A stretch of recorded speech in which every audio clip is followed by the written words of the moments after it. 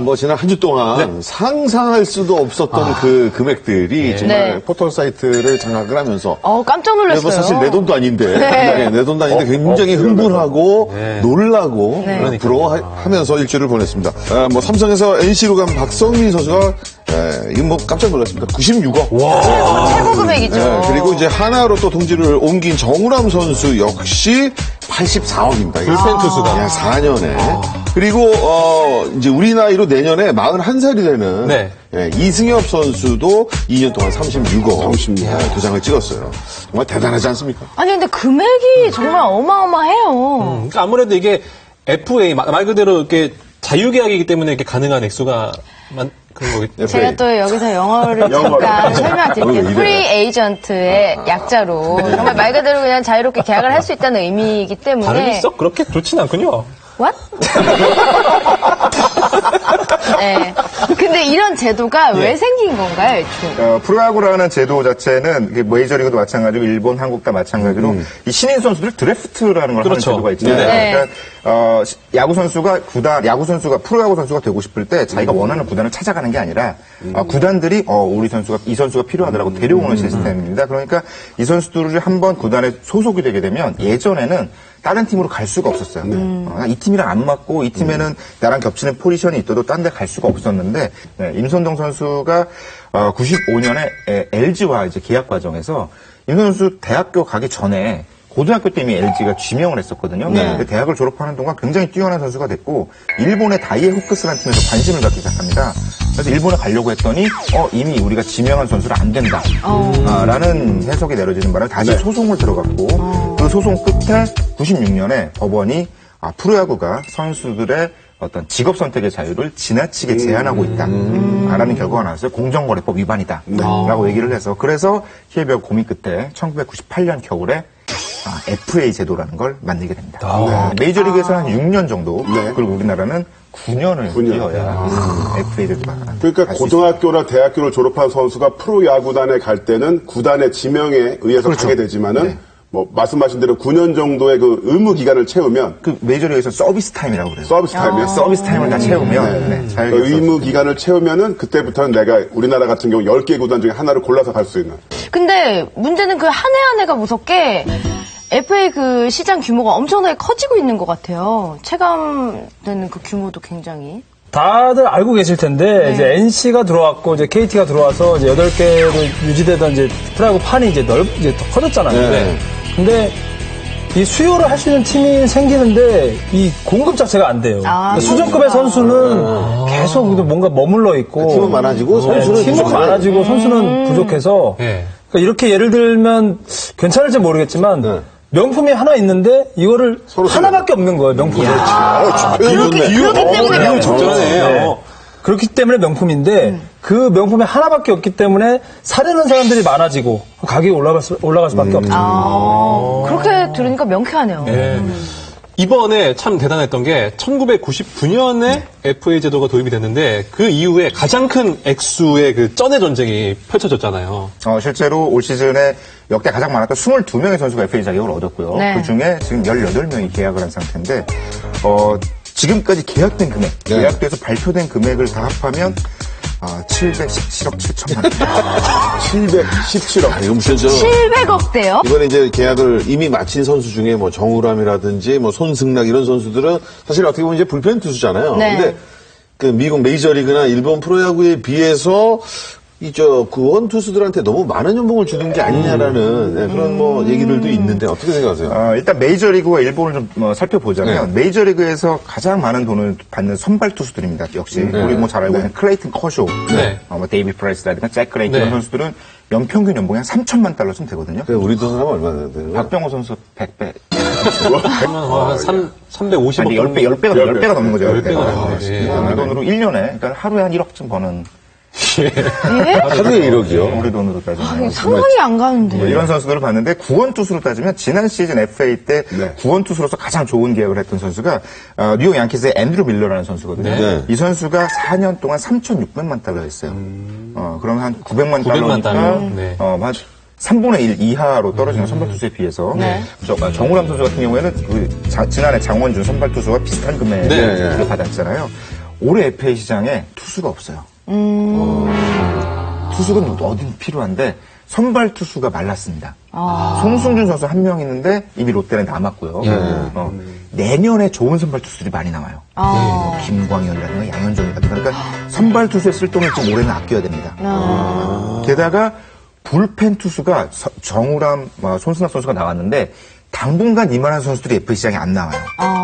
기회가 없습니다. 그러다 보니까 구단들이 돈을 많이 쓸 수밖에 없고, 게다가 최근 한국야구 프로야구 흐름을 보면 두 투수 굉장히 중요해졌거든요. 타구 수가 때문에 뒷문에서 뭐 풀리거나 역전을 주거나 뭐 이런 경우가 많다 보니까 아무래도 그 매물 관련해서 금액 얘기를 해주시니까 정말 부동산 채널 나온 것 같아요.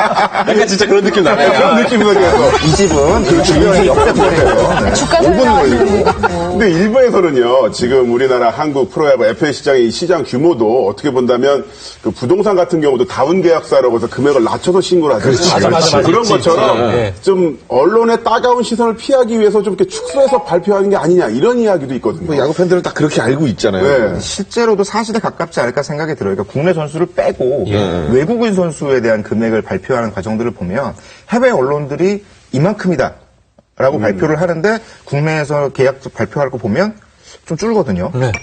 해외에서 200만 달러라고 그랬는데 여기서 120만 달러에 발표하고 뭐 이런 과정들이 있기 때문에 외국인 선수에 대해서 돈을 많이 쓰는 게 부담스러워서 구단 입장에서 근데 줄인다고 생각하면 FA 선수들이 충분히 그럴 가능성이 있고요. 조성환 선수 시절 때 연봉이 그대로 발표가 되든가요? 줄여서 발표가 저는 되든가요? 아주 정확했습니다. 액면가. 저는 뭐, 예. 반올림도 없었나요? 저는 정확했어요. 감출 게 없었죠. 네. 그랬군요. 약간 세무조사 두려워하시는 분이 아니에요, 저는 정확했어요. 정확합니까? 아니, 그러면 저는 또 궁금한 게, 이런 선수 입장에서는 대형 계약을 지금 좀 앞둔 시즌이면은 좀 심정이 어때요? 두근두근 거리죠.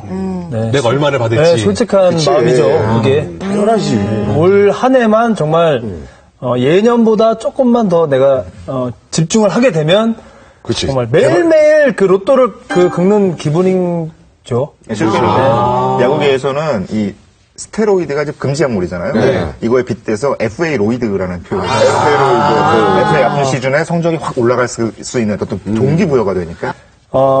저는 그렇게 믿고 싶지만 이 투명성이라는 건 분명히 존재해야 된다고 봐요. 아니 구단이 좋은 선수를 데리고 오는데 자기 돈을 정말 멋지게 쓰는 거를 왜 감춰야 되느냐라는 저는 그건 사실 좀 아이러니한데 뭐 구단 측면도 있고 뭐 팬들이 보는 시선도 있고 선수의 입장도 있겠지만 이 투명성이 결여되면 이 FA 거품은 빠지지 않을 거라 저는 생각합니다. 그 사실 요즘에 이제 인터넷만 봐도 막 몇십억, 막 거의 100억에 가까운 이야기가 나오다 보니까 네티즌들 반응이 이래요. 이거 너무 돈을 많이 받는 거 아니냐. 돈값 제대로 하냐. 막 이런 비판이 있는 건 사실이거든요. 그러니까 그건 좀 상대적인 것 같아요. 만약에 박병호 선수가 혹은 유현진 선수가 강정호 선수가 메이저리그에 나가서 일본 프로야구에 가서 돈을 많이 받는 것에 대해서는 굉장히 바람직하고 좋은 얘기인데 이 선수들이 국내에 남아서 돈을 많이 받으면 뭔가 이상하고 위화감을 느끼는 경우도 있어요. 해외에서 돈을 벌어오는 게 아니라 마치 내 돈이 저기가 있는 느낌도 들고 그런 생각 든다니까요. 내 돈이. 세금도 아닌데. 내가 입장료가 저리로 갔나 싶기도 하고. 괜히 그래, 괜히. 라이선스 피가 들어가고. 근데 이제 그런 느낌도 있는데 사실은 이렇게 그 금액이 커졌을 때 생길 수 있는 가장 큰 문제점은 모든 프로야구 구단이 돈이 다 많은 건 아니거든요. 당연하죠. 그러니까 프로리그의 가장 중요한 핵심은 리그의 균형입니다. 그래서 미국 프로농구 같은 경우에는 셀러리 캡이라고 그래갖고 모든 연봉의 총합을 제한을 두잖아요. 전력차가 너무 많이 나지 않게. 그런 점을 고려하면 만약에 몇몇 구단이 지나치게 많은 돈으로 좋은 선수들을 쓸어가게 되면 이건 단지 어떤 수익 구조의 문제가 아니라 리그 균형이 불균형이 이루어지면서 리그 전체가 가라앉을 수 있는 위험성이 있어요.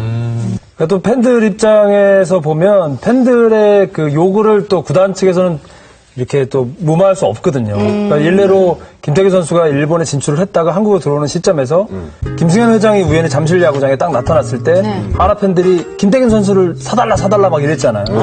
그런 의미 때문에라도 구단에서는 어떻게 보면 그 팬 팬들의 그 뭐 의지가 조금 이 FA 금액하고 또 연관이 있지 않나. 뭐 저는 그렇게 생각을 해요. 내가 아직까지 한국 프로야구는 이게 좀 홍보의 수단의 역할이 어느 정도 있잖아요. 그쵸. 그러다 보니까 기업 이미지 차원에서 결정되는 측면들도 좀 있는 것 같아요. 네. 올 시즌 성적을 기준으로 박성민 같은 경우에는 안타 하나당 1,600만 원. 정우람은 공 하나를 던질 때마다 180만 원. 왜요? 이게 맞습니까? 예.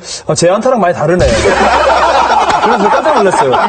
제가 치는 안타는 똑같은 건데. 그러니까 공 하나에 180만 원짜리를 던지기 위해서 던지는 공들이 더 많잖아요. 그럼요. 그러니까 뭐 그런 거 생각하면 많이 받으면 좋긴 하지만. 그렇죠. 올해 이제 장원준 선수를 두산에 영입하면서 처음에는 막 거품 논란이다. 장원준 선수가 저 금액을 받을 정도의 선수인가 오버페이다. 그런 얘기도 많았는데 결국에는 장원준 선수로 인해서 뭔가 우승에 도움이 되는 시즌이었잖아요. 그러니까 이제 평가가 좀 뒤집어졌단 말이죠. 그러니까 투자를 돈값 했다? 뭔가 잘 포인트를 잘 정하면 이게 좋은 성적으로 연결이 되는구나라는 또 그런 평가도 있어요. 이게 이제 현장에 있는 선수들은 사실 이게 제가 볼 때는 이런 엄청난 금액들 그다음에 자신과 비교했을 때 이런 부분이 서운해하거나 뭐 섭섭하거나 어떻게 하면 또 뭐 좀 기가 죽을 수 있는 경우도 있잖아요. 안 그럴 리가 없죠. 그쵸? 네. 최근에 FA 계약 발표 소식이 계속 연이면서 하루에 막 몇백억씩 얘기가 나왔잖아요. 그때 한 선수가 밤에 전화를 했더라고요. 이렇게 많이 이제 취해서 전화를 해서 답답하다. 근데 누구는 얼마를 받는데 한 베테랑 구원 투수였는데 그 선수가 콕 찍어서 수창이가 13억을 받는데 나는 요만큼 받는다. 나 잘할 수 있는데 FA가 안 됐다. 뭐 FA 조건을 자체를 채우는 게 굉장히 어렵거든요. 네.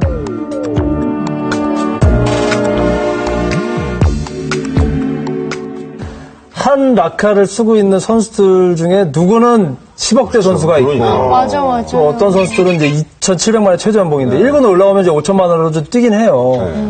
근데 이제 이 선수들이 갖는 그 약간의 자괴감 그런 게 뭐냐면 뭐 같은 기회를 균등하게 내가 받을 수 있겠나? 뭐 그런 생각을 하죠. 그러니까 돈을 투자를 많이 한 선수한테 기회가 뭐 당연히 많이 가겠지. 그러니까 기회 자체가. 네, 그렇죠. 그러니까 내가 지금 내가 노력을 하는 건 맞지만 이게 그런 생각이 좀 선수들한테 분명히 있어요. 상대적 박탈감 같은 있죠. 거. 포지션이 겹치거나 하면 굉장히 어려움을 겪는 선수들이 많아요. 많아요. 지금은 뭐 리그를 대표하는 선수, 메이저리그에 진출을 했지만 박병호 선수도 2군 시절에 LG가 굉장히 많은 선수들 외부에서 영입을 했잖아요. 포지션이 겹치는 선수가 영입될 때마다 집에 전화해서 그렇죠. 울먹이면서 이제 야구 그만해야 될지도 모르겠다고 해볼만 하면 누군가가 오고 해볼만 하면 누군가가 오고 하니까 그 10년 전과 비교해보면 이것도 약간 좀 문제가 있는 것 같긴 해요. 그 최고 연봉은 7억 5천에서 15억 원으로 2배 증가했는데 최저 연봉은 2천만 원에서 2,700만 원으로 700만 원 오르는데 그쳤습니다. 너무 그러네. 차이가 많이 네. 나네요. 사실 2,700만 원도 요즘 같은 취업난에는 사실 그렇게 작은 돈은 아닌데도 불구하고 그래서 적은 돈은 아니지만 야구 선수의 그 수명 자체가 그렇게 길지 않잖아요. 그리고 야구 선수가 타자로 봤을 때는 그 배트 가격이 20만 원에서 한 30만 원 정도 하는데 그걸 한 30자루에서 40자루를 소비를 하거든요. 근데 그것도 이제 뭐 이름이 나 있는 선수들은 협찬을 받긴 하지만 이렇게 연봉이 좀 적은 선수들 같은 경우에는 다 본인의 자비로 개인 충당을, 장비죠. 1년에 한 800만 원 정도 자기 돈으로. 그런 충당을 해야 되는 또 그런 또 어려움도 있으니까 어쨌든 하루하루를 어떻게 사느냐도 저도 사실 굉장히 막막했거든요. 프로 생활 처음 들어갔는데 막 김혜성 같은 선배들이 있는데 내가 과연 내 자리가 있을까?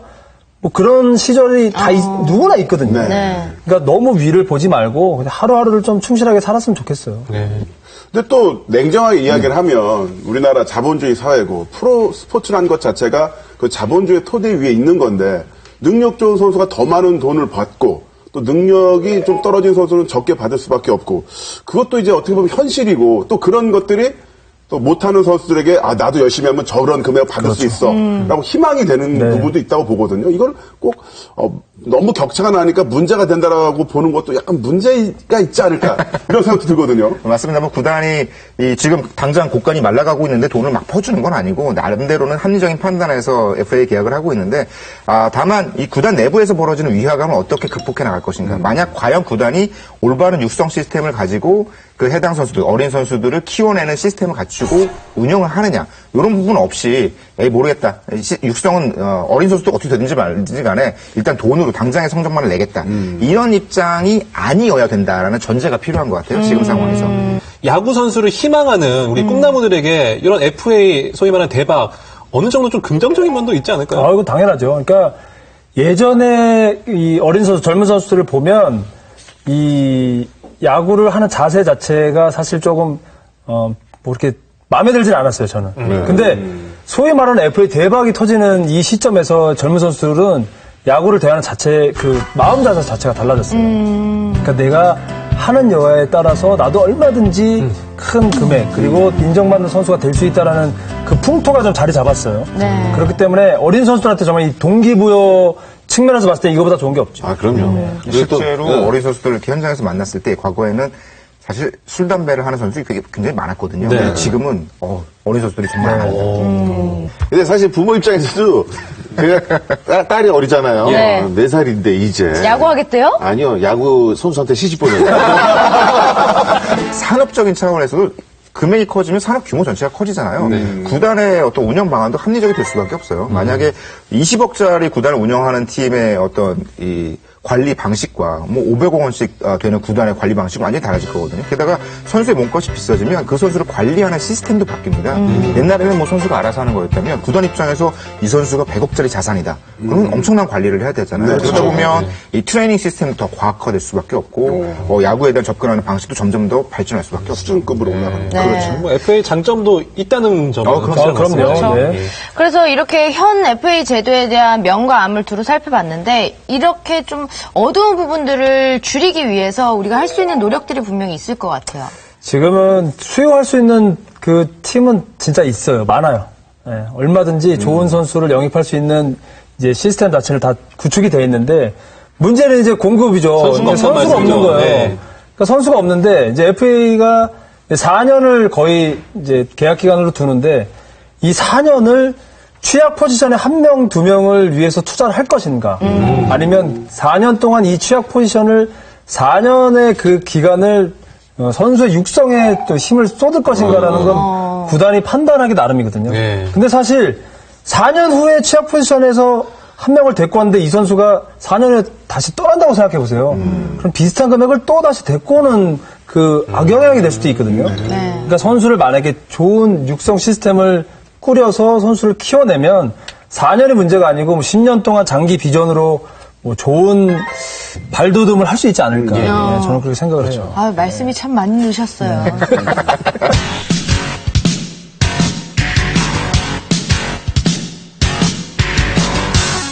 조금 맥이 빠지죠. 그볼 원 스트라이크. 자, 우측으로, 자, 멀리 갑니다. 우측 뒤로 갑니다. 뒤로, 없는 벤치를 넘겼습니다. 투런 홈런. FA를 함에 있어서 등급제를 뭐 좀 넣어야 되는 거 아니냐라는 얘기 했는데 정말 명품 선수들 같은 경우에는 보상 선수의 제도는 괜찮아요. 그렇지만 말 그대로 풀이가 될 그 위험이 있는 선수들 같은 경우에 보상 선수 제도 때문에 선수 생명이 또 위태로워질 수도 있어요. 맞아요. 네, 그렇기 때문에 이거가 등급제가 생기면 구단 입장에서도 같은 포지션에 보상 선수가 필요한 선수, 그렇지 않은 선수가 나왔을 때는 고를 수 있거든요. 이 선수를 할까, 이 선수를 할까. 그러면 사실은 FA의 거품도 조금 줄어들 수 있죠. 등급제를 좀 자세하게 설명을 좀 부탁드려도 될까요? 구체적으로 어떻게 그게 뭐 연봉을 나눠도 괜찮고 예. 아니면은 뭐 타자로 얘기하면 타격 10걸 정도 뭐 몇 번 들어갔는지 아니면 투수 같은 경우에는 뭐 몇 이닝을 이상을 소화했는지 뭐 여러 가지의 뭐 나눌 수는 있거든요. 그러니까 분명히 만약에 이거를 시행을 함에 있어서 시행착오는 분명히 있을 겁니다. 그렇죠. 하지만 이 수요가 많은데 지금 공급이 안 되는 이 자체에서 선수들이 공급이 좀 원활하게 될 수도 있어요. 만약에 등급제가 되면. 네, 그러면 아마 보상 선수가 없다고 하면 얼마든지 베테랑 선수 좀 선생활에 좀 기로에 있는 선수들도 또 좀 자유롭게 옮길 수 있거든요. 그렇기 때문에 이 제도는 조금 좀 시행착오가 있더라도 뭔가 진짜 심도 깊은 논의를 해야 되지 않나 저는 생각을 해요. FA 제도가 2009년부터 시행이 됐으니까 벌써 16년이 됐잖아요. 그 사이에 뭐 임선동법을 통해서 만들어지기도 했었고 뭐 여러 가지 어떤 법적인 사회적인 합의도 있었는데 큰 틀에서는 아직 대단한 어떤 변화는 없었던 것 같아요. 근데 이런 부분에 있어서 앞으로도 정말 대한민국 최고의 그 인기 스포츠 프로야구 위상에 맞게 좀 더 변형이 되면서 많은 선수들이 혜택을 받았으면 그런 바람이 있네요. 네, 네. 그렇습니다. 예. 다소 배 아플 수 있는 남이 돈 버는 이야기를 자기 이야기처럼 성실해준 두 분 오늘 정말 감사합니다. 네, 고맙습니다. 감사합니다. 고맙습니다.